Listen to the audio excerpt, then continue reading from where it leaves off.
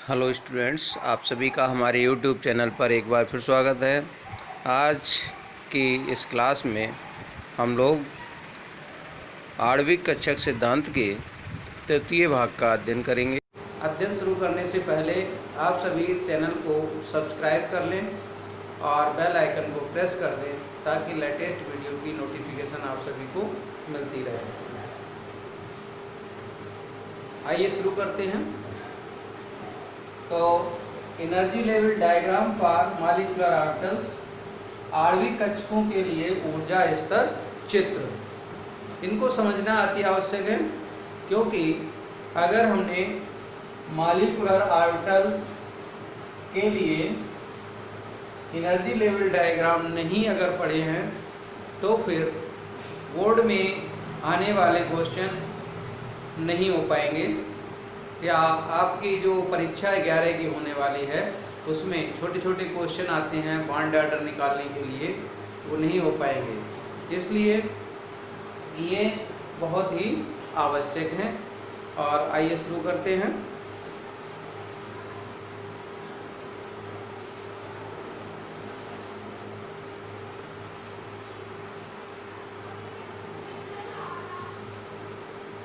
तो देखिए, for Li2, Be2, B2, C2 और एंड N2 मॉलिक्यूल्स,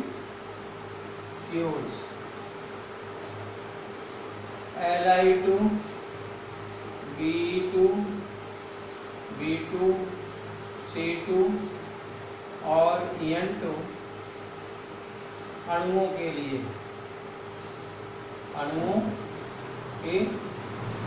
लिए एनर्जी लेवल डायग्राम बनाना है। कैसा बनेगा इसको समझना है। ये ए हेडिंग हो गई।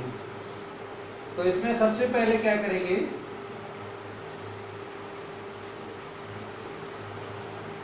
ये 1s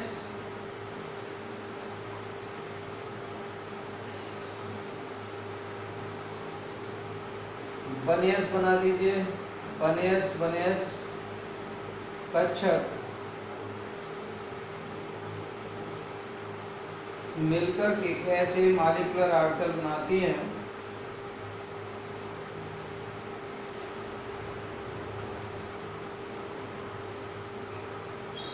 और फिर 2s और 2s कक्षक मिलकर के कैसे मॉलिक्यूलर ऑर्बिटल बनाती हैं, ये भी देख लीजिए।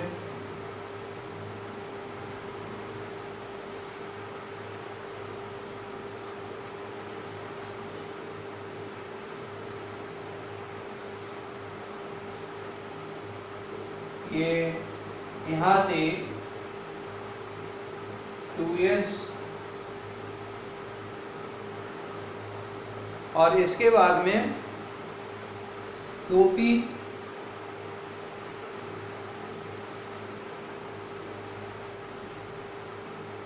ये 2p है,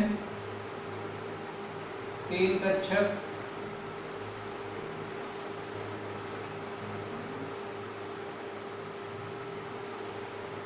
इसको ऊपर मिटा देते हैं हेडिंग को।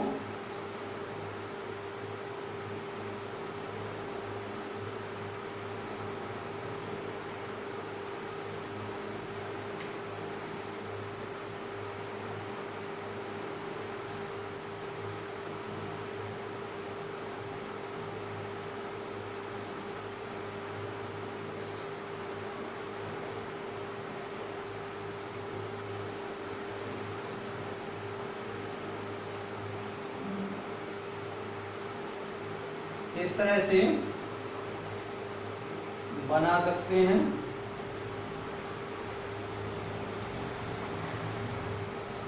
इनको यहाँ से जोड़ दीजिए।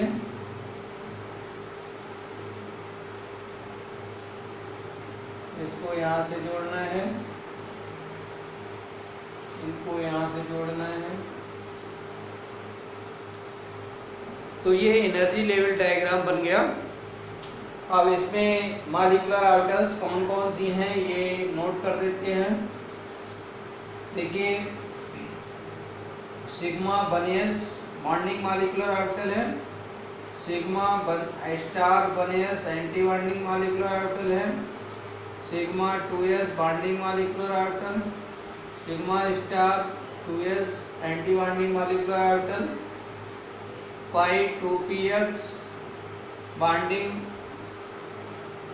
मॉलिक्यूलर ऑर्बिटल है, pi 2py and bonding molecular orbital ये भी है, सिग्मा 2pz ये bonding molecular orbital, pi anti star बना दीजिए 2px ये एंटी बॉन्डिंग मॉलिक्यूलर ऑर्बिटल है, पाई स्टार 2py ये भी एंटी बॉन्डिंग मॉलिक्यूलर ऑर्बिटल है, सिग्मा स्टार 2pz ये भी एंटी बॉन्डिंग मॉलिक्यूलर ऑर्बिटल है। अब ये मॉलिक्यूलर ऑर्बिटल जो हैं कैसे बन रही हैं देख लीजिए। ये बनेस कक्षक है, ये भी बनेस कक्षक है, ये 2s है, ये 2s कक्षक है, ये 2p है और ये 2p कक्षके हैं। तो इस तरह से एनर्जी लेवल डायग्राम है Li2, Ve2, V2, C2 और N2 अणुओं के लिए। इन्हीं से उनके एनर्जी लेवल डायग्राम बन जाएंगे जो कि आगे हम बताएंगे। अब ये जो आणविक कक्षके हैं इनकी ऊर्जा का बढ़ता हुआ क्रम किस प्रकार है वो समझ लीजिए। तो वो इनके नीचे हम उतार लेंगे, चाहे साइड में देख लीजिए। सबसे पहले sigma one s is less than sigma star one s is less than sigma 2s is less than sigma star 2s is less than, अब देखिए पाई 2px ये बराबर है काय के पाई 2py के, पाई 2py के, और फिर सिग्मा 2pz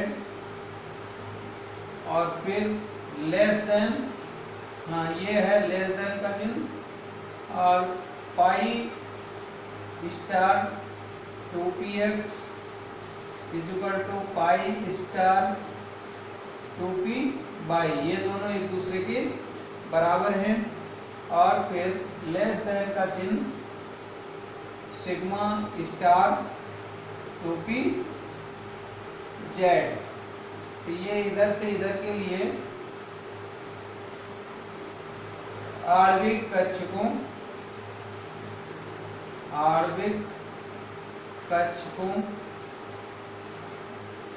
की ऊर्जाओं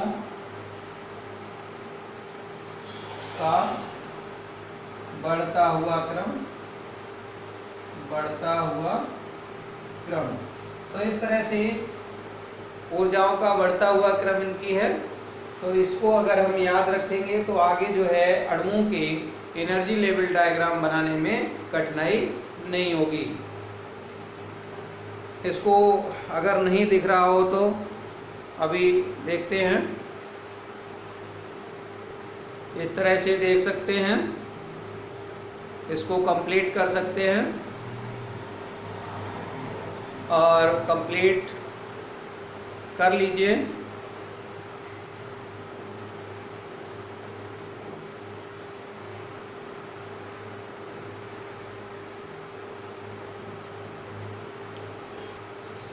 इसके बाद for O2, F2 and Ne2 molecules. तो O2, F2 और Ne2 मॉलिक्यूल्स के लिए ये बी हेडिंग डाल देंगे। O2, F2 व Ne2 अणुओं के लिए, तो इनके लिए कैसे बनेगा आणविक कक्षक डायग्राम वो इसी में थोड़ा सा सुधार करना है और इसके लिए इन सभी के लिए ये बन जाएगा। तो बहुत ज़्यादा चेंजिंग याद नहीं करनी है, अलग से कुछ याद नहीं करना है, थोड़ा सा चेंज इसमें से करना है तो इन अणुओं के लिए भी एनर्जी लेवल डायग्राम बन जाएगा।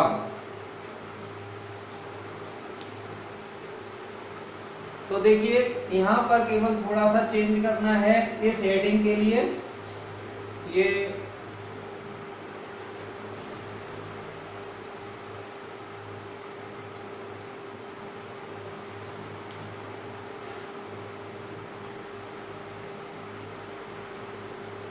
पाई 2px और पाई 2py यहाँ हो जाएगा और सिग्मा 2pz यहाँ हो जाएगा।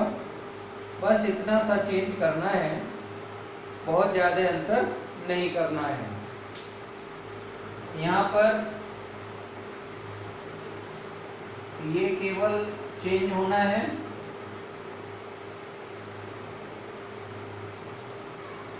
सिग्मा स्टार 2s के बाद में सिग्मा 2pz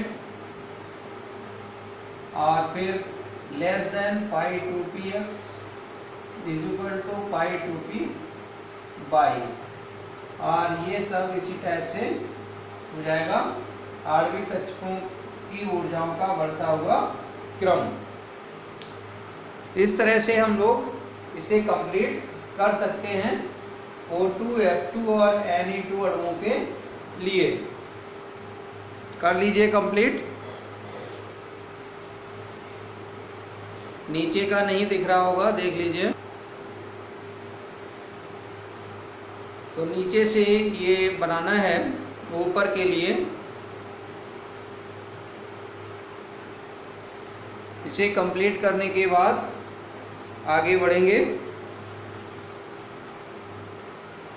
अब देखिए आणविक कक्षकों को इलेक्ट्रॉनों द्वारा भरने के नियम, यानी आणविक कक्षकें इलेक्ट्रॉनों द्वारा कैसे भरी जाएंगी इनको समझ लीजिए। इनके नियमों को filling of electrons, filling of molecular orbitals by electrons. जो आणविक कक्षक हैं इलेक्ट्रॉनों द्वारा उन्हें कैसे भरेंगे, उसके नियम कौन कौन से हैं ये समझ लीजिए। तो सबसे पहले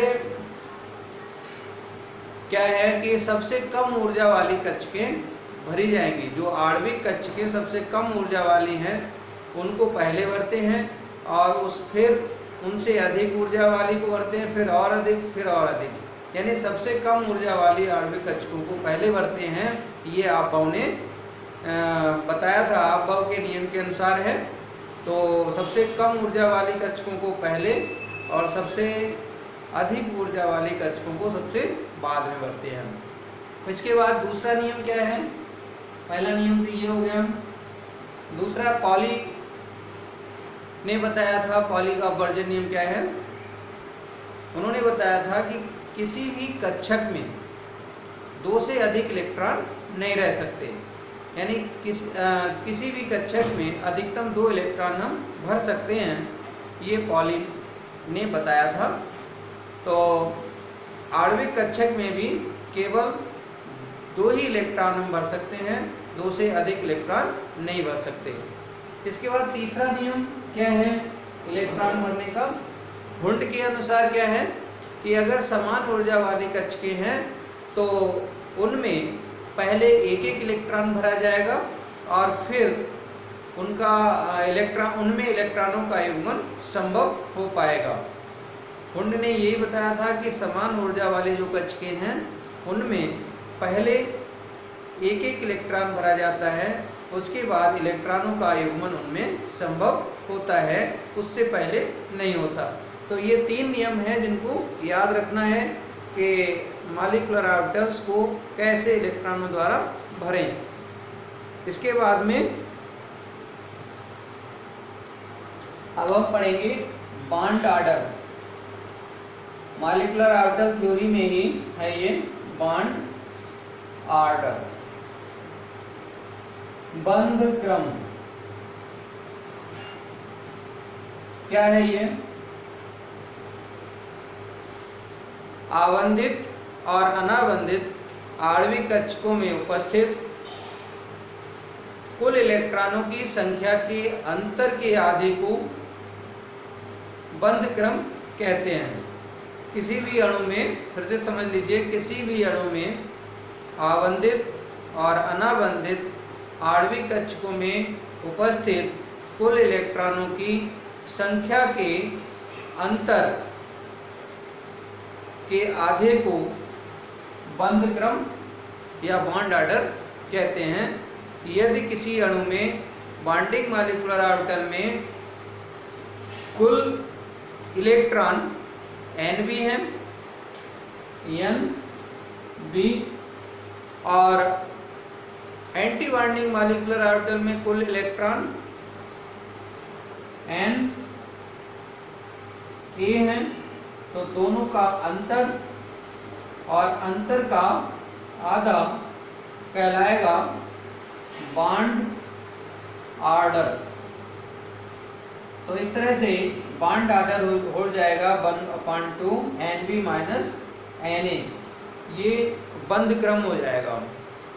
अब बंध क्रम से रिलेटेड कुछ तथ्य हैं जो इस प्रकार हैं। बॉन्ड ऑर्डर से रिलेटेड कुछ तथ्य हैं जो इस प्रकार हैं।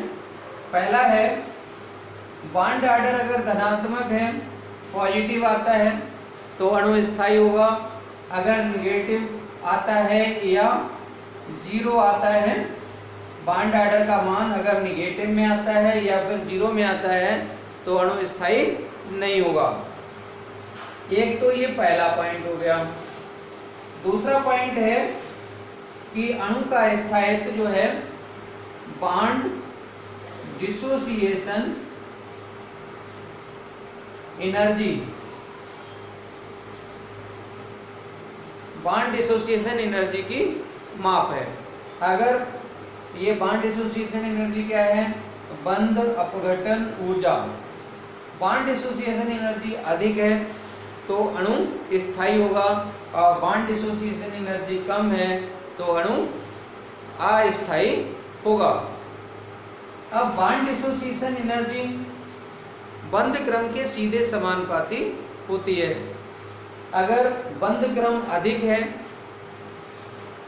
तो बॉन्ड डिसोसिएशन एनर्जी अधिक होगी, और बंध क्रम कम है तो बॉन्ड डिसोसिएशन एनर्जी कम होगी। समझ में आ गया? यानी बंध क्रम या बॉन्ड ऑर्डर अधिक है तो बॉन्ड डिसोसिएशन एनर्जी अधिक होगी, और बॉन्ड ऑर्डर कम है तो बॉन्ड डिसोसिएशन एनर्जी कम होगी। बॉन्ड डिसोसिएशन एनर्जी अगर कम होगी तो अणु कम स्थायी होगा, और बॉन्ड डिसोसिएशन एनर्जी अगर अधिक होगी तो अणु अधिक स्थायी होगा। इतनी बात समझ में आ गई?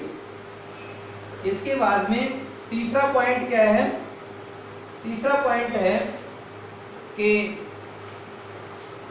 बॉन्ड ऑर्डर बॉन्ड लेंथ के व्युत्क्रमानुपाती होता है। बॉन्ड ऑर्डर बॉन्ड लेंथ के व्युत्क्रमानुपाती होता है। बॉन्ड लेंथ यानी बॉन्ड लेंथ, बॉन्ड ऑर्डर अधिक है तो बॉन्ड लेंथ कम, बंध की लंबाई, बॉन्ड लेंथ मीन्स बंध की लंबाई। अगर बॉन्ड ऑर्डर कम है तो बॉन्ड लेंथ अधिक होगी। ये ध्यान रखना है। रिलेशन बॉन्ड डिसोसिएशन एनर्जी काहे के समानुपाती होती है? बॉन्ड ऑर्डर के।